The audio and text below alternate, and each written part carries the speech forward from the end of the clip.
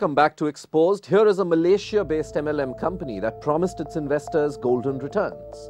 This company, UniPay to You, has stopped payouts to investors since October last year and has allegedly shut shop in India. And over lakhs of anxious investors have been left stranded. Here is the story of some such aggrieved investors. Malaysia-based UniPay to You marketing company has spread its wing over the world. According to its website, the company has branches in Malaysia, Philippines, India, Bangladesh, UAE, Nepal and China. The company's business model was based on multi-level marketing. Gandhinagar-based Deepak Joshi first heard about UniPay to You from a friend. According to Deepak, the company was registered under Companies Act and offered high returns of 23% per month. उसका कहना यह है company का कि वो जो पैसा लेती है वो पैसा वो गोल्ड में इन्वेस्ट करती है, हेज फंड में डालती है, फॉरेक्स में डालती है और उससे जो भी रिटर्न मिलता है उसके माध्यम से वो 20% रिटर्न पर मंथ देती है। वो 20% रिटर्न वो 10th मंथ तक देती है। मतलब जैसे मिनिमम कंपनी में जो इन्वेस्टमेंट है वो 15,000 का है, आपको 15,000 इन्वेस्ट करना है। 15,000 के सामने कंपनी हमको हर मंथ 20% के हिसाब से 3,000 देगी, वो 10 महीना तक देगी। इसके सामने कंपनी ने हमको श्योरिटी ये दिया है कि आपका जो भी पैसा लगा है उसके सामने वो पैसा आपका गोल्ड में इन्वेस्ट हो रहा है। उसमें कंपनी ने 2 ऑप्शन दिए हैं। अगर आपको पैसा आपका जो इन्वेस्ट हुआ है उसके सामने आपको गोल्ड चाहिए तो कंपनी आपको 6 महीने के बाद गोल्ड देगी। अगर आपको गोल्ड नहीं चाहिए तो 10 महीने तक कंपनी 20% रिटर्न देगी। से 2 ऑप्शन हमको देने थे। वो फ्रेंड का डिटेल लेने के बाद उसका वेबसाइट देखा तो वेबसाइट में देखा तो कंपनी का बिज़नेस बहुत बड़ा है। पहली तो हमको उसका विश्वास इसलिए बढ़ता है कि पूरा एक तो इंटरनेशनल बिज़नेस है उसका और उसके साथ साथ 6 या 7 कंट्रीज़ में उसका डोमेस्टिक बिज़नेस भी है। But Deepak never thought that his mathematics will go wrong. Till late September, Deepak received returns regularly. But October onwards, things went amiss.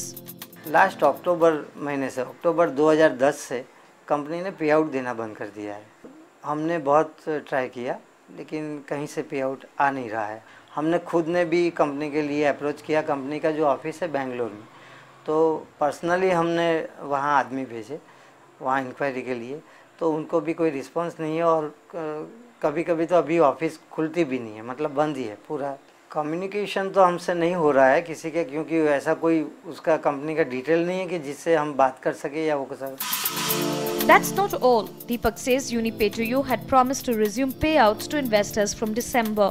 उसका जैसे हम अक्टूबर से बंद हुआ था तो कंपनी ने खुद वेबसाइट में उसका एडवर्टाइजमेंट दिया कि हम जिसका भी पे आउट है वो हम दिसंबर तक आपको दे देंगे।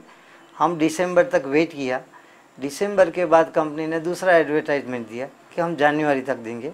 जनवरी तक वेट किया, उसके बाद भी हमने देखा तो दूसरा एक एडवर्टाइजमेंट आ गया। तो कंपनी ने एक एपोलॉजी लेटर दे दिया कि भाई हम पे आउट देने की स्थिति में नहीं है, तो अभी आपका जो भी इन्वेस्टमेंट हुआ है वो इन्वेस्टमेंट का जो भी रिटर्न है, मतलब वो जो मूड़ी है उसका आप हमको मेल वगैरह कीजिए तो हम आपको उतना दे पाएंगे।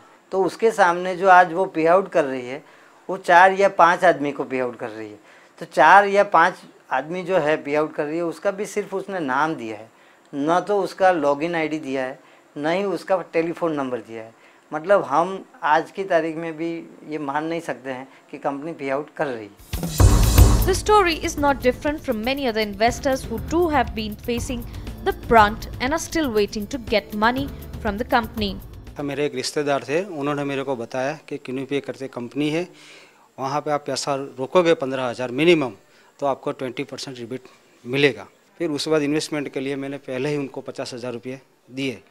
उसके बाद एक मेरा रिटर्न आया, मेरा 30,000 का 50,000 का रिटर्न आया था, 10,000 रुपये मेरे आए थे।